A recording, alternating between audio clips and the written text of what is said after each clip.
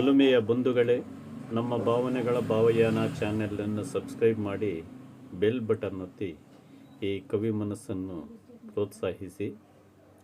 ನಮ್ಮ ಬದುಕಿನ ಪ್ರತಿ ಮುಂಜಾನೆಯಲ್ಲಿ ಬ್ರಹ್ಮ ಮುಹೂರ್ತದಲ್ಲಿ ನನ್ನ ಆರಾಧ್ಯ ದೇವರಿಗೆ ನಮ್ಮ ಮನೆಯಂಗಳದಲ್ಲಿ ಹರಡಿದ ಬಣ್ಣ ಬಣ್ಣದ ದಾಸವಾಳ ಹೂಗಳಿಂದ ಅಲಂಕರಿಸಿ ಪೂಜಿಸುವ ಭಕ್ತಿಪೂರ್ವ ಕ್ಷಣಗಳು.